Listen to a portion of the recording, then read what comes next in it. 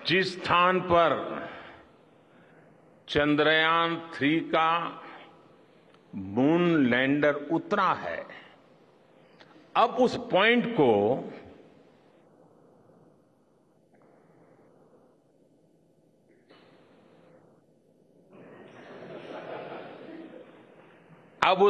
को शिव शक्ति के नाम से जाना जाएगा।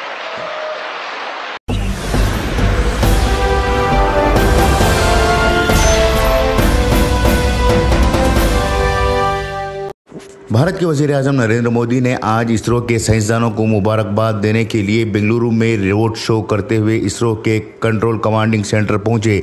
कमांडिंग सेंटर पहुंचने के बाद उन्होंने साइंसदानों को मुबारकबाद दी। उन्होंने इस मौके पर कहा कि 23 अगस्त को मुल्क में स्पेस डे के तौर पर मनाया जाएगा। लेकिन इसी दौरान उन्होंने एक और अहम बात भी कही है, जिसके ज़रिए से इस बात का अंदाज़ा लगाया जा सकता है कि वज़ीर-ए-आज़म नरेंद्र मोदी और संघ परिवार सिर्फ भारत में ही नहीं बल्कि चांद पर भी अपने हिंदुत्व नज़रियात को फैलाना चाहता है। मोदी ने अपनी तकरीर के दौरान कहा कि चंद्रयान-3 के लैंडर जिस जगह पर उतरा है उसे शिवा शक्ति पॉइंट का नाम दिया जाएगा। वाज़ेह हो कि शिवा हिंदू मजहब के मानने वालों का भगवान है। पीएम मोदी का कहना है कि भगवान शिवा ने इंसानियत की फलाह के लिए काम किया है। इसी बुनियाद पर लैंडर के पॉइंट को शिवा शक्ति पॉइंट का नाम दिया जाएगा।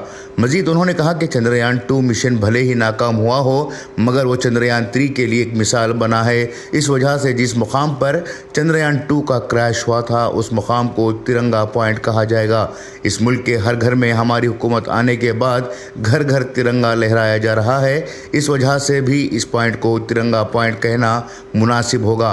बहरहाल वज़ीर-ए-आज़म नरेंद्र मोदी ने चंद्रयान मिशन की कामयाबी को अपने सियासी और हिंदुत्व एजेंडे की तशहीर करने के लिए खूब इस्तेमाल किया है। वहीं दूसरी जानिब चंद्रयान-3 का लॉन्चिंग पैड जिन साइंसदानों ने बनाया है उन्हीं कई महीनों से तनख्वाह ना मिलने की बात भी सामने आई है, मगर इस पर मोदी जी ने कुछ भी नहीं कहा है।